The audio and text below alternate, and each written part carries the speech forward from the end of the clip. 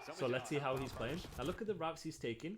So he's just taking the QRP, quickest route possible, because they've got numbers, they've got kills. He's just banging towards time.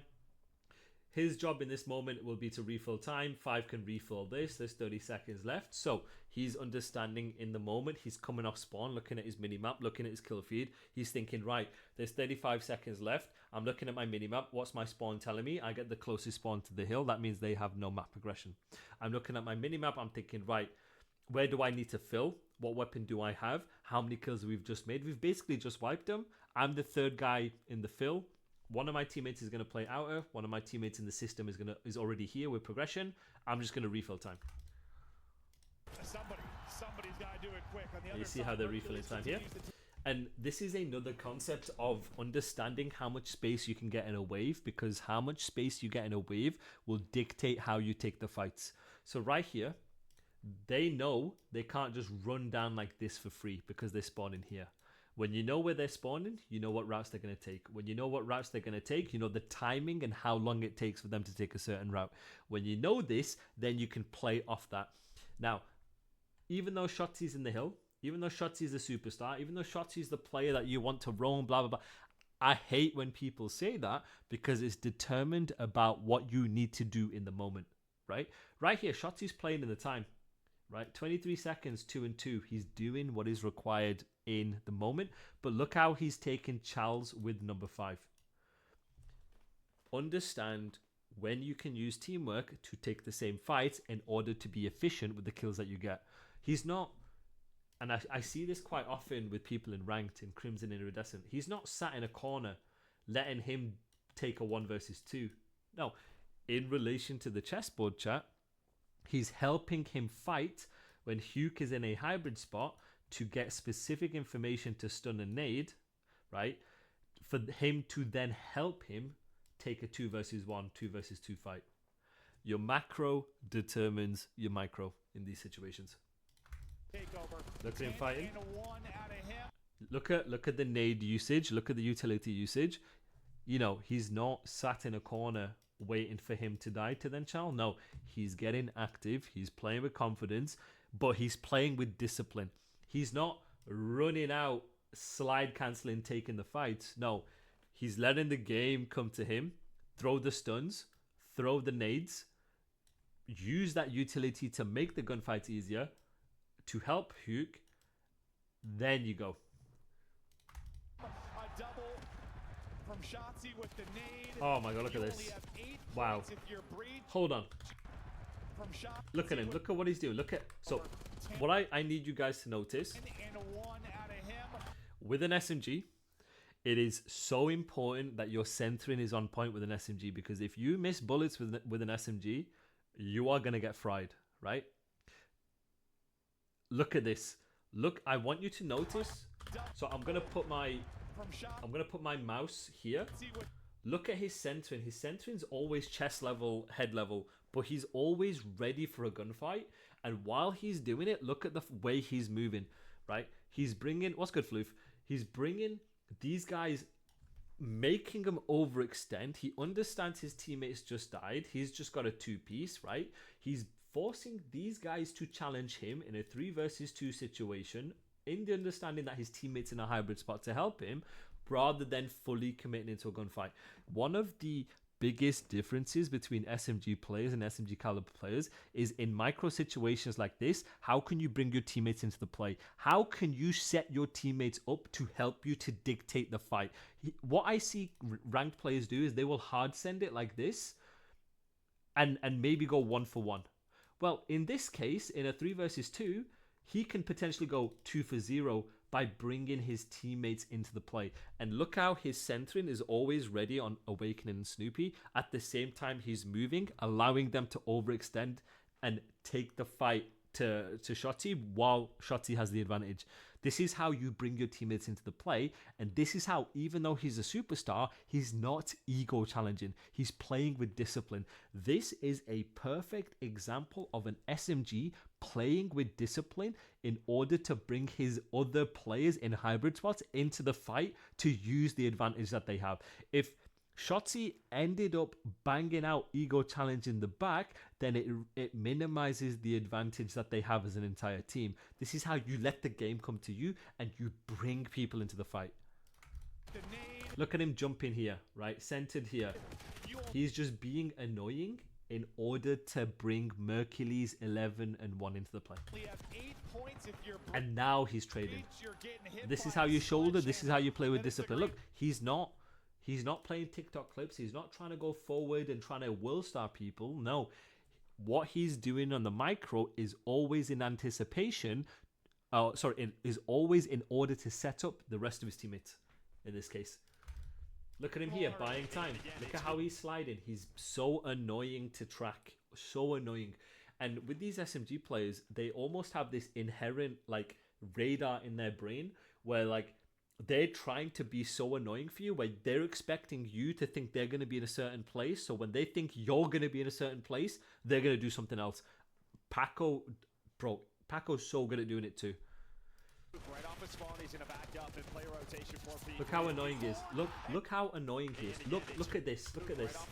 He's not sat here and waiting for you to condemn him and being condemned to death. No, he's bouncing around, making it feel like he's everywhere. That is one of the hardest things to play against.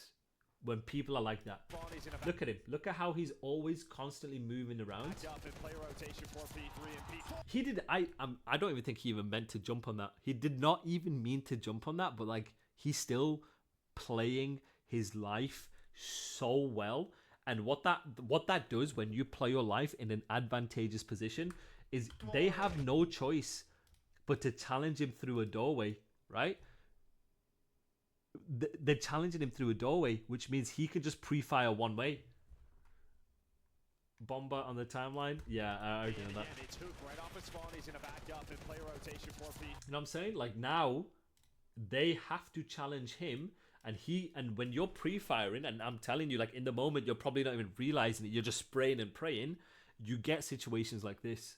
It's like they have to challenge through a funnel, a disadvantageous gunfight, and Shotzzy's always dictating the fight. He's always dictating because he's bouncing around, moving around.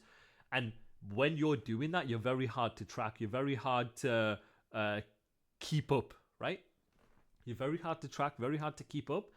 And then your camera, you're basically using a form of a camera because now you're using Pika's advantage to chal a gunfight. It's not things he's actively thinking about. It's things that are going to be like in the moment flow. He's just doing. He's just doing, right? And these are things that he's just doing. And Shotzzy just continues to shoot through the door. The pre-fires connect. Right, so he's getting scrap time. So now the macro is going to determine your micro. You don't. So the way he's challenging it, he's not hard committing challing through the back door. He's still challenging the back door. He's still playing with confidence, but he's not full sending the chal. He's not ego challing the back. He's using discipline. It's discipline to make them challenge you, make them overextend, make them funnel through a doorway while you buy time in order to set up the rest of your teammates in the flow to help you. That's what he's doing. And he's just buying time, making you funnel in that way. Strafing the door, waiting for a chal, so when they chal, he has first bullet. Yeah, so what he's doing is not only is he buying time and playing his life, not only is he making them overextend, but when you make them overextend, they have to guess where you are, which then you can, like I mentioned, you can then re-camera them and it's called right-hand Pika's advantage. He's not thinking about doing it in the moment. He's just kind of doing it, right? But like he's taking the right-hand chal, so he's seeing them first while he's funneling them. So he's always dictating like that chal. He's always dictating like that fight. He's not actively thinking about doing it. It's just he's in flow. That's what he's doing. And that comes from practice, from repetition, from scrims, just doing over and over and over and over. And again, it's just the fundamentals. You are already here if you are Optic. And if you are Boston, you just gotta slow right, let's see what Shotzzy's doing. Shotzzy's middle. He's going to play his life. Never mind. Right, let's see what he does off spawn here. So his teammates have mid progression. It's actually Bloody hell. All right, so Brandon has mid progression here. 47 seconds left. So you want to try and get mid for P3. I want to see where he fills as the last guy. So he spawns up here. He's refilling through mid. So the macro is going to determine your micro. So in the moment, for his 25%, he knows for the game plan, he needs to refill through mid. Because once you have mid control and you don't have hill control, then you can play to break it. You can play to soak, get them spawn in here, repinch if necessary. So for their game plan, we play to get middle. We play to get middle because we have progression and we don't have hill control. So he's refilling. Now look at how he's challenging. Look at, I want you to notice how he's challenging, right? So he's slide cancelling, and this is one thing I want you guys to do as an SMG that I learnt, right? Is I want you to end your slide cancel just as you're around the door. So whenever you slide round a corner, and this works more when you slide towards the right of something with peekers, is you will see somebody first for the most part. But this gives you the biggest advantage and the biggest chance to be ready for that gunfight, right? And so you'll see how when he's sliding round, like he's already aiming before he's round the corner of where he thinks someone's going to be, based on obviously Brandon's dying. And look at how he's challenging. He's jumping. He's trying to play with pace with an SMG to close the distance between an enemy, whether an enemy's weak, whether an enemy's one shot, whether an enemy has an AR, right? So he's always playing for that movement aspect to take a quick chow. So look how he's taking it. He's sliding, taking slide chows to find Snoop. Look at his censoring here. His censoring's always mid, always chest high. So look at where my mouse is, right? For you guys in my stream, look at where my mouse is. He's visualizing where he thinks someone's going to be. His censoring's always chest high as he's moving. Always chest high as he's moving. Like he's playing in Halo again. And look how he's just looking for him. Look how fast he's moving. It almost feels like whenever I watch Shotzzy, he's always thinking 1 or 2 steps ahead while he's in flow. I don't know how to explain it. It's almost like he knows what he needs to do, and then from that he knows what he needs to do for the next 2 steps while also not thinking at the same time.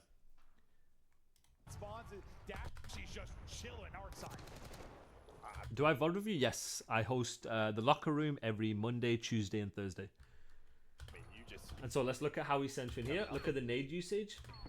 Look at how he's sliding. He's not stationary in one place. He's always trying to get specific information as much as he can, right? But this is not exactly. It just becomes muscle memory. It just becomes almost you're just doing, right? It just becomes flow. This is what we call flow, right? Now, what I was saying here is he's not very stationary in the way he's getting specific info, right? He's not sat in a corner in this situation when he could, letting the game come to him. He's using his stuns, using his nades. He's trying to get specific information soon at 24 seconds. So while they're trying to think about playing for new, but like he's being annoying. He's trying to be a hard kill while playing confident for information, right? Look at how fast he is. He's being very annoying. But the distinction here is he's doing it in a way where it gets information and he can play his life rather than using it to run out and chow someone. Rather than what people would think Shotzzy would do is him running out trying to world star TikTok people. No. He's using it to get specific information in order to play his life to then react off it as a team. And now he's in a good position to iron where he thinks he needs to based on where he thinks the information is and where people are going to be, especially at 21 seconds left when you're thinking about playing for new. So look at him. And now you can let the game come to you, right? You see how he does that, guys, in the wave? Is he's not instantly default into playing Creddy. He's playing specific information as hard as he can. B's a hard kill. And then he's playing a hybrid spot once he gets that specific information to play that guarantee for the next kill. Rather than continually to keep on moving, now once he thinks, right, I'm going to play a gunfight, I need to play my kill, I'm in a good spot, I have everything. Rather than sitting in a corner, getting stunned, getting naded, disadvantageous position. No, use that to get out, use that to get specific info, get into a hybrid spot, play your kill. From top art. Dude, and the fact you're getting P3 time, like, yeah, so much time. You're already at 100 seconds. Right, let's see what he does off spawn. Right, So he comes off spawn, looks at your mini map, looks at the time. His spawn is telling him where people are going to be. Looks at his mini map, looks at the kill feed, predicts what they're going to do, looks at the flow, thinks, right, where do I need to go? Your macro is going to determine your micro. So he's the first guy, he's going to shift across. So he's the first guy shifting across. This is their game plan. They have each other's crosses. I know this is their game plan because they do it the entire year. Is they'll have one person watching this cross, one person watching this cross, one here, maybe one guy like pushed out here or like pushed out mid. And so like he's playing the time here. Again, the superstar is doing whatever's necessary for the team in the moment. He's not over-challenging. He's playing with discipline. Your macro, your chessboard, your fundamentals will determine your micro, will determine your positioning, will determine how you play. It continues like this. Pretty soon. It's almost, if you guys have watched my Abizi Play Like a Pro episode number 3, there's similarities in the way they play, but there's also major differences. Like Shotzzy is a much more of a fluid player when it comes to getting information, when it comes to like clearing lanes. He's very quick, very fluid with it, rather than being like stationary. There needs to be a break here early. Look at him picking up an AR. Refill wherever's necessary with the AR. Look at that. And this is a very good example. This is what we talked about. It's not just one. Everybody is. So this is another example, guys, where your macro and your game plan determines your micro. So this is a situation where he's pulled out a third AR relative to his spawn, relative to the time, relative to what needs to be done in the map. He understands he's that first guy, so he's going to play for new. And as their game plan is this, he's pulled out an AR, understanding what his job is in the moment in relation to the game plan, and he's pulled out the perfect weapon to help him do that. He's not going to fix the game plan. He's not going to commit to the game plan using an SMG because it's not the weapon for the job. So his job right here, as he comes off spawn and he takes all of these different information into account, is understanding he needs to get an AR. And these are the moments in relation to what you need to do for your team, in relation to the flow, in relation to the game plan. You use an SMG or you use an AR. And this right here, he's got an assault rifle.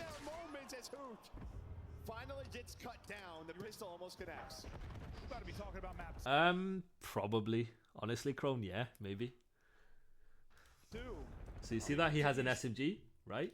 So then he gets one. But this is still part of the wave, right? And now, if you have a look in this situation, they've just made 3 kills. And you see in this situation, he's now the first guy in the flow. And because they've made 3 kills, he's bumping out. He's bumping out to try and cut them. He's bumping out because now he thinks he has the timing to cut 2 people off spawn rather than cutting ghosts. He has an AR. He can bump out up top. He's bumping out because he's the furthest guy in the flow. When you're the furthest guy in the flow, you have a higher possibility based on when you've made the kills to deny them crossing off spawn. Exactly. Yes, this is what we call bumping. Keep that map pressure cut when you know you have the timing to catch them before they've crossed. It was good, serious. I do, my boy. And then you see it here. This is a good example of in the moment you do what's required for the team. There's no rules. There's no I'm an entry OBJ anchor slayer blah blah blah. No, it's been through hell. Shut up, serious. It's one of these situations where you just have to do whatever is necessary for the team in the moment with whatever weapon they have. Is there still a need for main AR role in modern competitive COD? Yes, I still think there is. In certain linear situations, and that is something I'll explain in my locker room. It's a very linear role now. There is still definitely a role for an AR player, and I think it's also dependent on the game. But that aside, that is something we'll talk about in the locker room. Do you think they should call it out, or should it be? It should just be natural. It's just whatever you do in the moment, because you're looking at your minimap. If I see Shotzzy up top, if I see a teammate up top, I'm not going to go refill the same lane. I'm going to refill a lane relative to the situation to help my team. It's you have a mini-map, you got eyes, my teammate's up there, bet I'm just going to refill something else and I'm going to position myself based on the weapon I have. Right? So that's how it is. But Shotzzy able to shut down 2. Mercules gets the other two in the And this is another point in case. Like, he has an assault rifle, but look how he's playing. Your macro determines your micro. What you need to do in the moment, what you need to do for your team, what you need to do for your game plan, what you need to do reading the situation will determine how you play in the micro, determine how you position yourself, determine how you take gunfights. He's the first guy in the flow. They've just made kills. There's 43 seconds left. That's at least 2 waves. Look how they've pushed out. He's pushing out. They spawn deep because he's pushing. They spawn deep because he's pushing out. Right? That's why. So would the spawn be different if 8 isn't there? No, it wouldn't. So when you push past the time, it gives them the deepest spawn possible in relation to where you are in the hill. So if Ant was here, they'll spawn like deep, like here. But then if you push out here, they'll spawn deep here. The further you're pushing, the further you get them back. It's a push-pull system. But my point is, look at Shotzzy. He has an AR, but it doesn't stop him from playing efficiently. It doesn't stop him from playing with speed. It doesn't stop him from his job in the moment. He has a free life. He's the first guy, because now if he dies, he's just going to spawn up close to the time as long as he's made the correct pressure and the correct kills. Now look at how he's going to play it here. He's playing fast, but he's not playing reckless. This is the distinction I need you guys to have with your fast players. We often say your Shotzys, your Hydras, your players like Neptune. They're not reckless. They're disciplined. They are very, very fast at getting to good spots. And when the situation calls for it, they can play their lives in the micro, right? He's going to let the game come to him, 40 seconds. Let the game come to you. I'm in a hybrid spot where I can play the guarantee of the first wave in relation to my game plan. And then once I get that first kill, it's a 4 versus 3. Then I'm going to use my talent and get lost, right? Now what he could do in the micro is he can get that first kill, duck, run away, and then just get mixy. He does it, or he can just reach out, right? He probably ends up rechalling it here. You see what I'm saying? Right? He gets 1. That's his job done, chat. This is job. This is the macro. His job done. Now the micro is him giving up the hybrid spot, understanding they're going to stun nade it potentially, and he can get lost.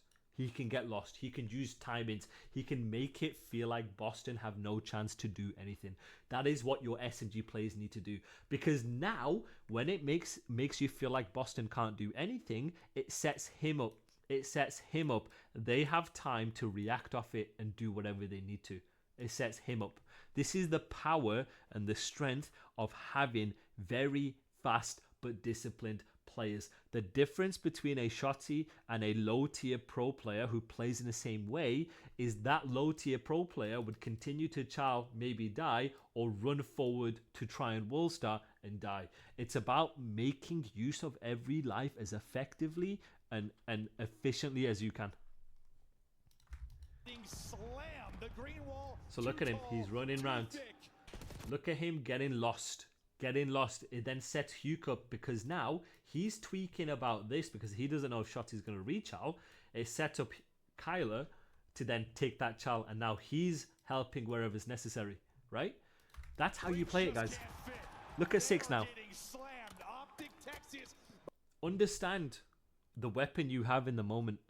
Understand and predict where are they coming from based on the information. Huka's just called out, yo, there's 1 cat. Okay, if I know there's 1 cat, what are the options he has? Run down here, run down here, run down here, run down here. Potentially do this, right? And then it becomes process of elimination. And look at the process of elimination that Shotzzy has. Shotzi's playing for the quickest route based on the call out he's got. If he doesn't see Snoopy after a couple seconds, he will turn around and pick up mid. But look at the discipline Shotzzy's playing with. Look at the discipline he has for the superstar, right? He's playing a advantageous position to help him guarantee this kill or give him a best chance of getting this kill. And then if he doesn't see anything based on the timings, he will use process of elimination to figure out whether he's gone this way or whether he's gone this way, right? Thank you, Ahmed. Appreciate you, brother. Thank you so much. Welcome back. Macro with the micro. Process of elimination right here from Shotzzy. Being annoying, getting lost. By 120. Wow.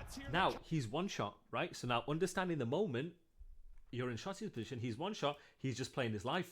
He's getting away, right? He's getting away. He's playing his life.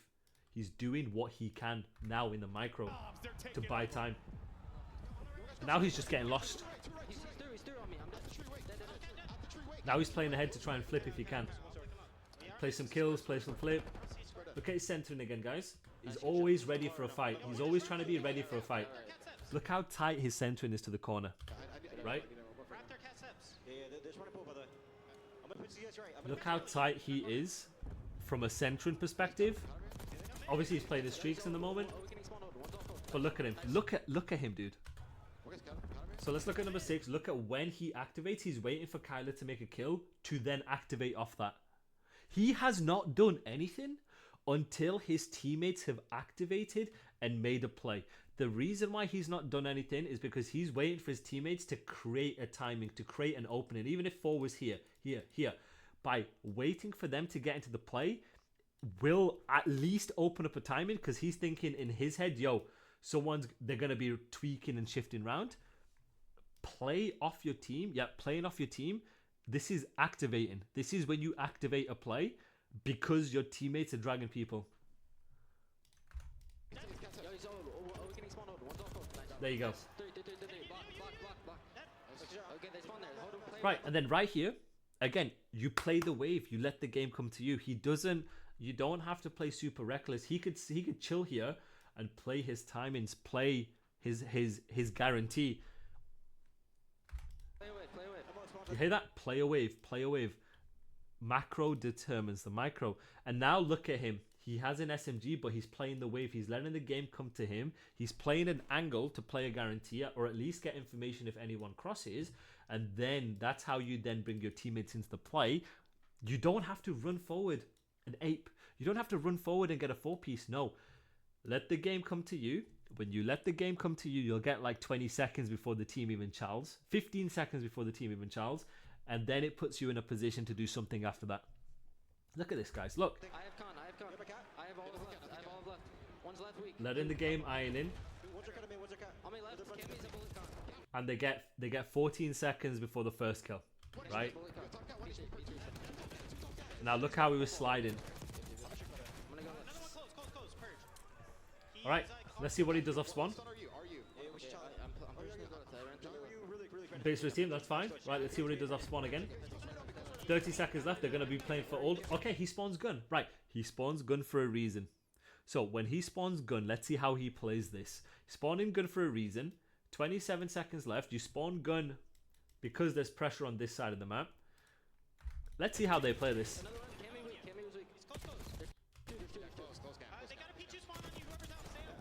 Wow. Okay. So you could say, hey, maybe Shotzzy could stay here. Shotzzy could wrap back 25, whatever, right? Because they haven't made kills. There's no progression. You could be like, yo, this is risky. But like, look at the way he childs this, right? Look at the way he's playing for this. He's predicting someone to have already spawned P2, right? Because he's checking the kill feed, his internal timings, all of these different things. So he's waiting for someone to come out P2, right? Look at how he kills this guy. This is insane. This how he kills him mid-sprint, snapping, shifting onto this guy is insane. Fade away while he's long sliding, that is insane. That is repetition. That is flow state. That is something you don't think about doing. That is something that practice makes you do. That is scrims, practice, high level. You don't think about doing it. You just do it. Good stun. So he's right. They have P1 control. Okay. I'm going to use my stun in there. He spawns here, which tells you, right, someone's going to be on this side of the map.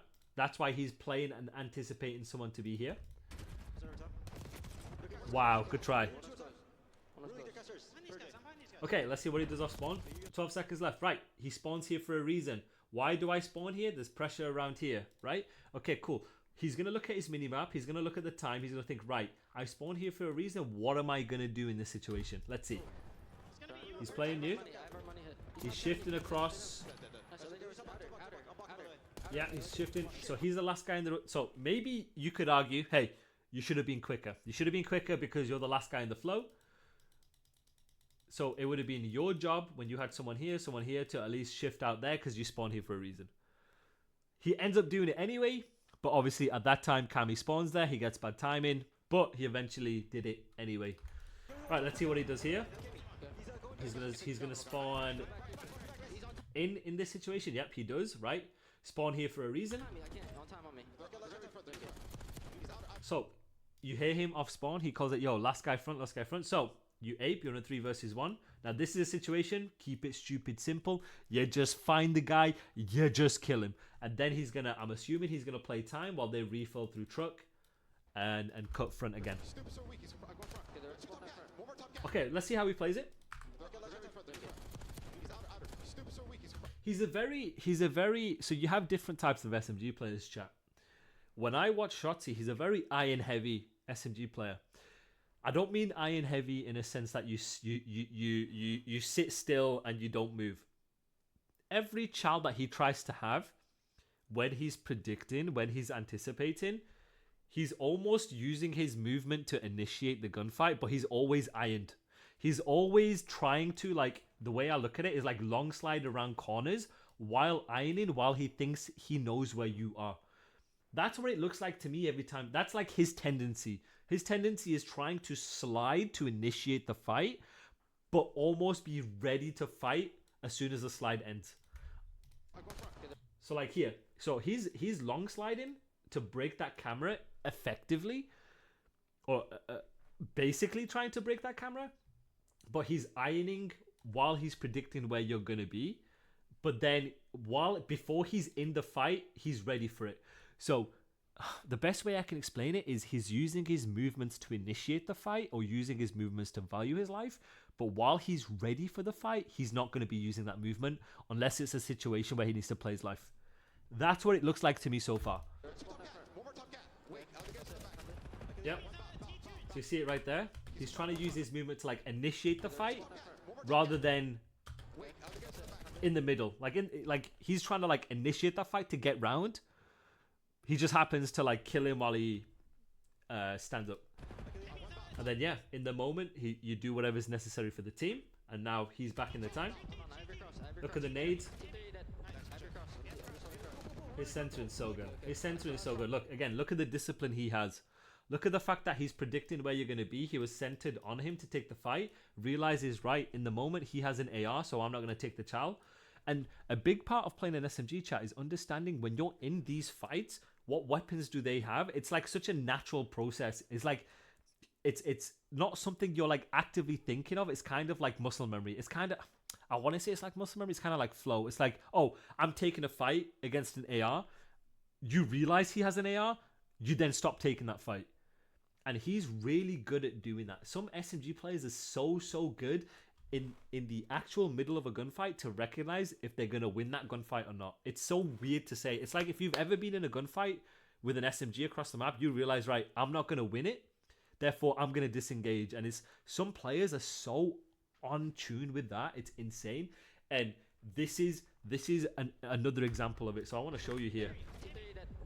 So right here, his centering. Look at his centering. He's ready and predicting where you're going to come from, where he thinks you're going to be with his center dot. But then look at how he's taking this fight. He's like, right, you have an AR in the moment, so I'm going to stay down, especially from him, so I'm not going to die. So he's trying to stay alive and not scam while also recognizing, yeah, I'm not going to take the fight. You have an assault rifle.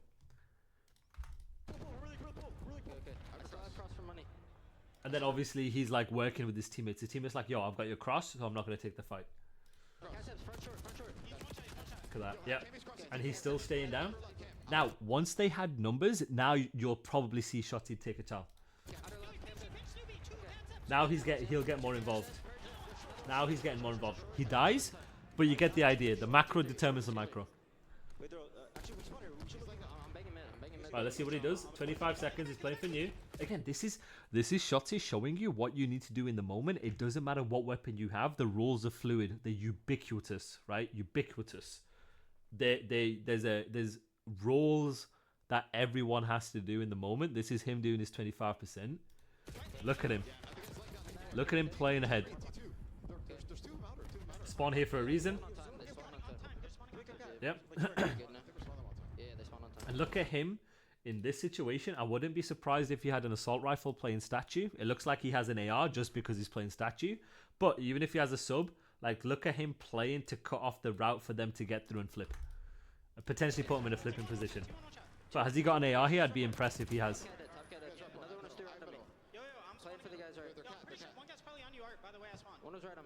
Yep. Maybe not. Yeah, look, see? This is I need you guys as SMG players who want to play like Shotzzy. I need you to start evolving your game and understanding what you need to do in the chessboard level in relation to the situation. So look at him, right? Spawn here for a reason, right? He spawns here for a reason. 28 seconds left. He tells his teammates what he wants to do. He recognizes the situation he is in. He recognizes his role and responsibility in the moment with regards to the flow, where he is in this conveyor belt. And now look. He pulls out an AR. And look at the position he's playing with an assault rifle in order to maximize his percentage chance of winning a kill. In order to play that guarantee. In order to play time. Right? Just because you're the superstar, just because you're the SMG, doesn't mean you're not immune to doing whatever's necessary for the team. This is a well-oiled machine. Everybody needs to be able to do everyone's role to an extent. And look at him pulling out an AR here, playing statue. And I even said he's got an AR here before I even see him have one because of the position he's playing. He's playing an AR position, and that tells you he most likely has an AR, doing whatever's needed for the team, for the overall. And look at him.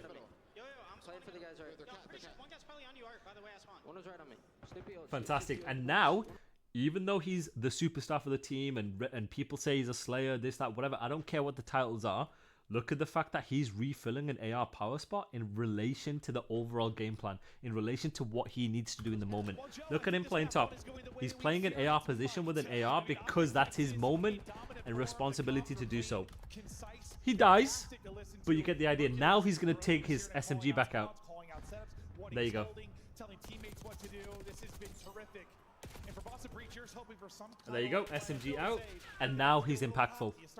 Your impact is determined on what you need to do in the moment. Now look at him. Look at how aggressive he's playing, but he's playing discipline. Discipline with this guy. Discipline. Look at him. And he's getting lost. I need you guys to look at this, right? Engagements. Well, I mean, what he's holding, telling teammates what to do. This has been terrific. So he takes a vault route, right? He takes an SMG route in vault because he's trying to break the hill, right? Because they had mid control. He doesn't want to overstack. He doesn't want to overstack beacon.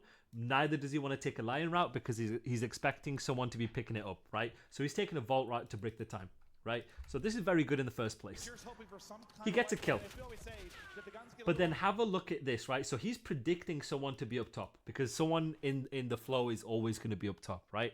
But then look how he gets lost with it. Once this guy shows info and shows presence, look how he's getting lost.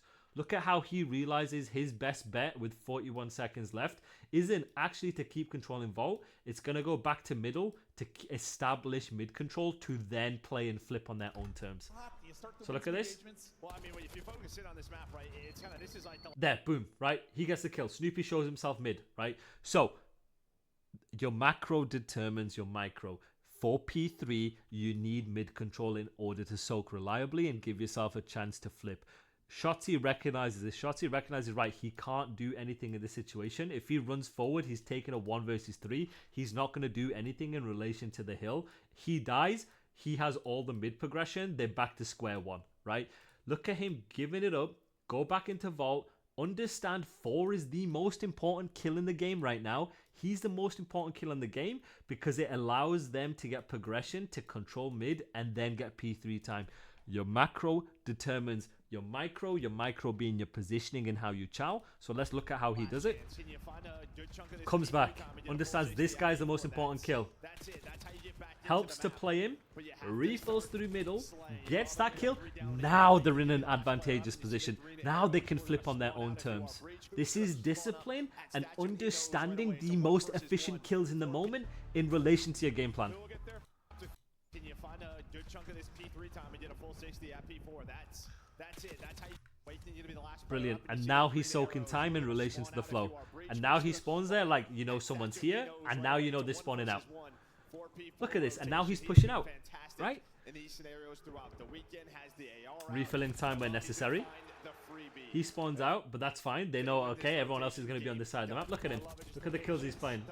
Look at how he's playing, right? He doesn't commit to the fight. He's not committing to the fight. He's valuing his life. This is discipline. This is your superstar player maturing as a player. This is not Shotzzy a couple of years ago. This is a experienced veteran like Shotzzy who has a perfect balance of discipline and risk taking. You can still see he will take risk with his timings. He will, you know, he'll throw that in there, right? But he understands from an efficiency perspective and from a valuing your life perspective, like he understands that perfectly right now. The ratty plays he's been making, it's been so good, and when he needs Let's see what he does when he spawns up. 50 more needed for the W. He spawns up here, which means it's a no map progression spawns, right? Which means, right, Boston have no control. So he is going to refill where necessary. And my money in this situation is he has an AR out. And he's going to refill an AR position. Because that is their game. What did I say, guys? He has an AR out. This is their game plan. It's when you have a game plan, whoever in the moment with your game plan to do whatever is necessary, he realizes, right, in our game plan, they do this all the time. I will do this, you will do this, or we will play these hybrid spots. Pulls out an AR in this situation. Pulls out a third, pulls out a fourth AR if needed. Refill where is necessary. Forget your entry sub, forget your slayer, forget these labels that people have for these players. No, it's whatever you need to do for the flow, whatever you need to do for the game plan, whatever you need to do in the moment, you do as a team. This is what wins you championships. Reminds me of last year, right? Their third sort of, or their second sub in Pred, pulling out an AR more. It's the same thing here with Hoot. Just slow him down, allow him to get his kills. You pull out there you go, pulls out a streak. The guy is hitting, and fundamentally, just so darn good right now for Optic. Streak is brilliant. In, connects with one, connects with brilliant. Two, connects with three. Shotzzy gets all four, wiping them off the board. 20 needed for the brilliant. win. And now he has a free life to do whatever he wants. Look at him, still holding, disciplined. Optic Texas have been perfect. Still disciplined. They seem untouchable in moment by moment. Incredible. Second by second, closer Incredible. to a grand final, closer to going back to back. It starts in about Brilliant. Absolutely brilliant. That right there is Shotzzy is.